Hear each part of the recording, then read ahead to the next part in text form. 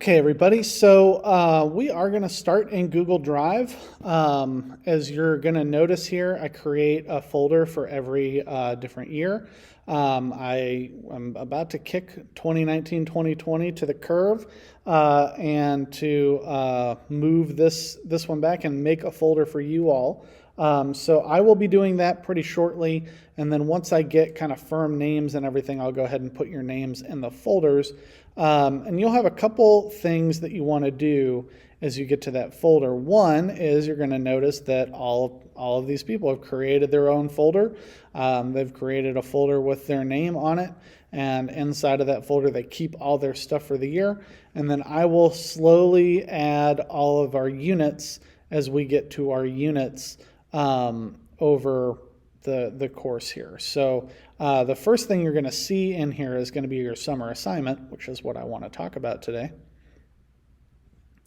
And if we go ahead and look at our summer assignment, I'll look at the thing that I did most recently. I think that's this one.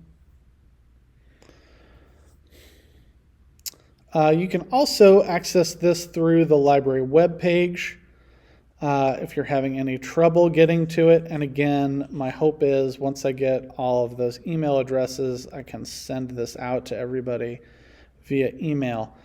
Please check your email over the summer, even if it's once a week. That's kind of worthwhile to be in step with something. Hopefully you're doing something over the summer.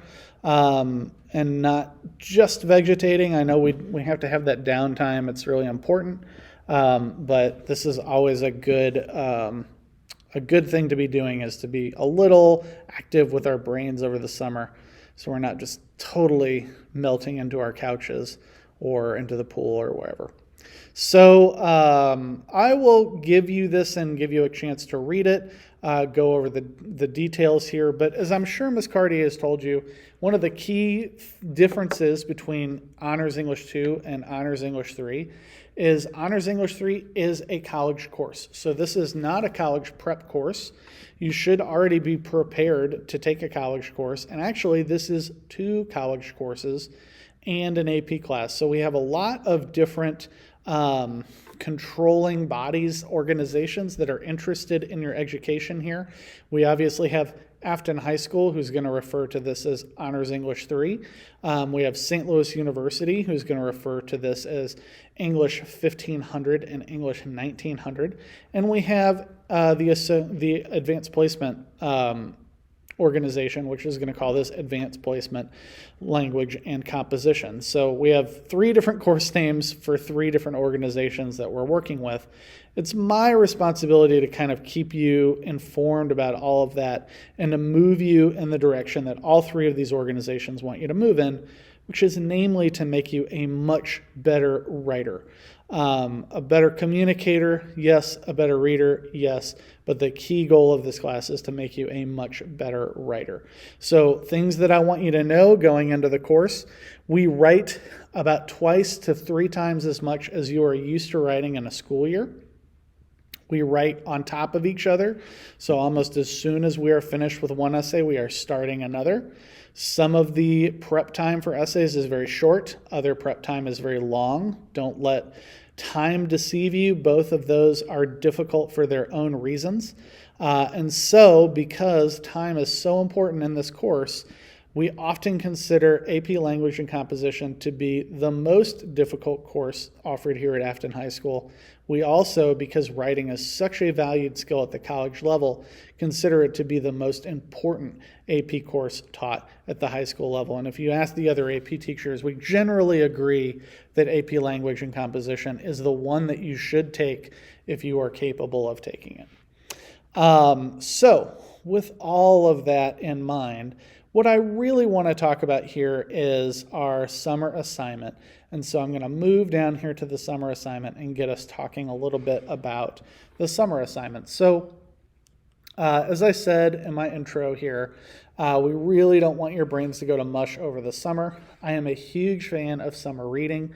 I'm a big proponent of reading in the first place, but summer reading is a great time to really focus on 1 or 2 or 3 or 4 or 5 books, however many books you plan to read over the summer, and really concentrate on your own journey through a book and being kind of critical of it. That'll come later. That's when we talk. But I want you to pick a nonfiction book this summer. So nonfiction, just so we're all on the same page, right, is real life, really happened. Fiction is a story. Those are different things. When we pick this nonfiction book, we also want to be aware that Honors English 3 is an American literature course. The backbone of the course is American literature. And so we want to pick a book about an American person, place, or idea, or an event, something that's distinctly American. So I'll give you a couple of examples. Actually, just last year, I started a project where I wanted to read a biography of every American president. So I'm obviously starting in order, because how else would you do it? So I'm trying to read about 4 a year. So I read Washington, and then I read up on Adams, and then I read Jefferson, and then I read Madison. And this year I've read Monroe. So next I need to read Quincy Adams. I will definitely be doing that over the summer. That would be a good example of a very straight, up the middle, read about classic American, like a president kind of biography. Now, those are pretty chewy. They're very, very dense in history. And if you're not a really dense history person, that is probably not your cup of tea. And so you might want to look at something else. I also have a copy of Biography of Marilyn Monroe on my bookshelf that I'm really interested to get to at some point. She would be a great American figure to do that's not going to be as stuffy or as history-based or as history-laden as, a piece on a president, for example. Maybe you are more interested in a historical event. Specifically, everybody seems to be infatuated with World War II. So you could pick up a book on World War II, like Unbreakable. Not my favorite book, but certainly a good contender that a lot of people have read over the years. You could pick up a book on the 1896 Chicago World's Fair, which is also about America's first serial killer, called The Devil in the White City. Fantastic choice for this particular assignment, where it's going to talk about the creation of a city and the creation of, the serial killer. You could read something about the Civil War. You could read something about the Revolutionary War. Whatever time period you're really interested in, you could kind of read about an era and an event that took place. However, maybe you are also not as interested in those kinds of takes on history, and you'd rather read about an issue, or you'd rather read about something like racism in America, and you want to read Stamped from the Beginning, which would be a fantastic book that would help you to understand something about race in America and recontextualize history. That's a pretty dense book, so I wouldn't necessarily be upset if you looked at the YA version of that was kind of created to be more aimed at teenagers. Although, you kind of want to consider what type of AP student do I want to be? Do I want to be the one who's kind of punching above my weight level and says, yeah, I can read the real one that's meant for very serious adults? Or, no, I'm going to read the YA one that I'm definitely going to get something out of. I'm not going to judge you either way, but you kind of want to figure out who am I as the AP student. Do you want to read an 800-page book on who Vanderbilt was? Probably not. It's probably not what you're going to do, but you can. So picking something that kind of fits you and fits your needs is always going to be a good thing to do with this project. What are you going to do with that book now that you've read that book? Well, we're going to write an essay. I want you to notice this is a short essay, 400 to 500 words. This is as short as it gets here. And you're going to present an argument. So I want to see, what are your argument skills? I want you to think about, who am I writing it to? I want you to assume that person hasn't read the book.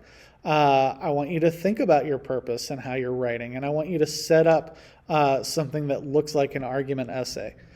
I also am going to ask that you do a presentation. And so the presentation is going to be of your choosing. What are the merits of the novel?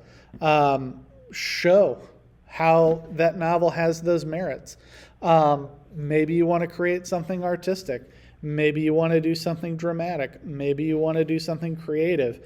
Maybe you want to do a boring PowerPoint. However you design that in your mind, I want you to think, I'm going to create this presentation that should be 5 minutes long. I know it says 3 to 5 minutes. Let's go ahead and kill that and say 5 minutes. 5 minutes is not a lot of time for a presentation. So we're definitely going to be a little critical when we watch these presentations. And we are going to watch these presentations together on the first 2 weeks of class. It shouldn't even take us that long, I think, this year. I have provided you with some scoring guides. They should look pretty familiar to you, as we usually kind of use a 6+1 trait. So, sorry, this is a little messier than I would like it to be. There we go. That's a little cleaner. So it gives you a little bit of a sense for how I'm going to grade. I'm going to tell you I'm going to grade these to the best of my ability, which assumes that you are ready for the end of the year. So I'm going to grade them as if you have completed the course, not as if you've started it, so that we understand what the expectations are early on. So with all of that in mind, going all the way back to the beginning of the letter here, if you are having questions, if you are struggling, if you are feeling this is overwhelming to me, please talk to me. I know it's not the easiest thing in the world to try to talk to a teacher that you haven't had before.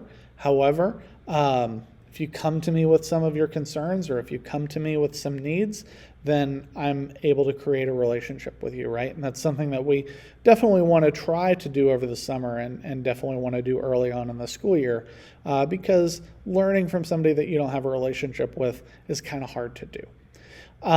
So with all of that in mind, I hope to hear from you over the summer. I should specify, really want to hear your book choice. So when you get your book choice, I would like you to tell me, here's the choice that I have. Let me know if this is a good choice, and I can kind of check off on it. Very rarely I find a book that, or I get a book recommendation that doesn't work, and I'll explain to you why that doesn't work and try to set you up with maybe a recommendation for something.